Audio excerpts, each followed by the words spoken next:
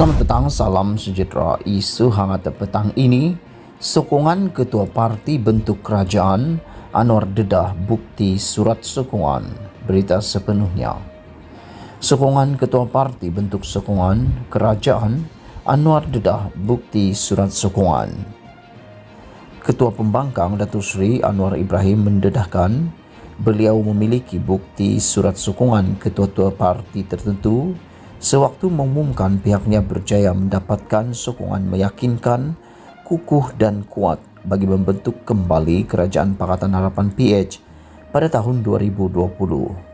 Mengakui kegagalan beliau diangkat menjadi Perdana Menteri dalam dua situasi berbeza tahun ini, tahun itu menyebabkan kenyataan berkenan dijadikan bahan sindiran banyak pihak. Anwar sebaliknya menjelaskan perkara itu tidak dapat direalisasikan disebabkan faktor prinsip. Jelas Presiden Parti Keadilan Rakyat PKR itu lagi. Beliau kemudiannya membentangkan beberapa syarat prinsip penting yang harus dipenuhi ahli-ahli parlimen parti lain setelah memperoleh angka sokongan majoriti diperlukan. Bila saya sebut sokongan meyakinkan, kukuh, walaupun diperolok-olokkan, itu berdasarkan surat ketua parti yang memang jumlahnya itu kukuh dan meyakinkan. Itu 2 tahun lalu, saya masih pertahankan surat itu ada.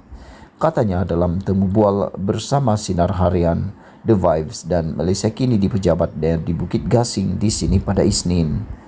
Dalam satu sidang akhbar bertarikh 23 September 2020, Anwar bersama kepimpinan PH mengumumkan pihaknya berjaya mendapatkan sokongan meyakinkan, kukuh dan kuat bagi membentuk kembali kerajaan PH susulan kejatuhan kerajaan koalisi itu pada bulan tahun lalu. Anwar mendakwa sokongan ahli parlimen itu daripada pelbagai parti termasuk yang berpihak kerajaan serta sedia ada, namun enggan mendedahkan jumlah ahli parlimen yang menyokongnya.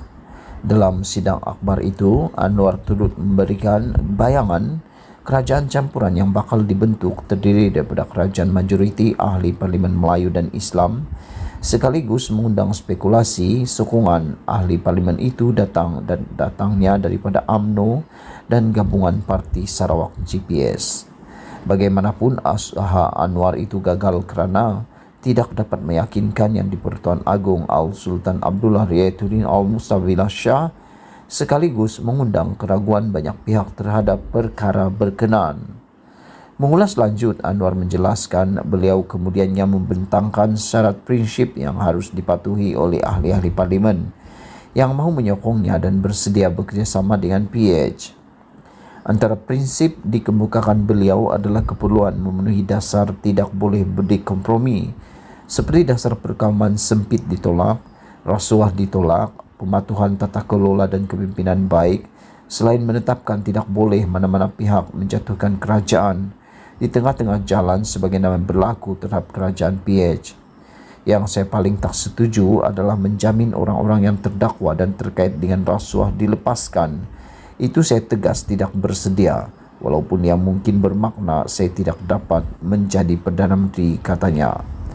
Perkara ini harus jelas kerana negara mesti selamat daripada kebobrokan, terutama terhadap pemimpin yang mengaut kekayaan atau rasuah. Saya paling tidak bersedia untuk campur tangan urusan badan kehakiman yang semestinya bebas dan berwibawa kerana kita ada pengalaman dengan badan kehakiman dahulu lagi, katanya.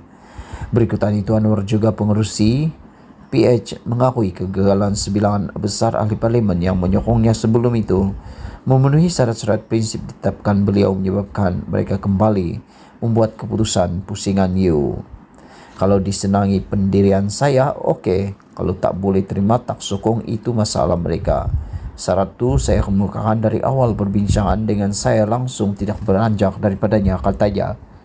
Pokoknya begini, kerana syarat itulah saya gagal menjadi Perdana Menteri, tapi saya tidak boleh hianat amanah rakyat, tegas Anwar.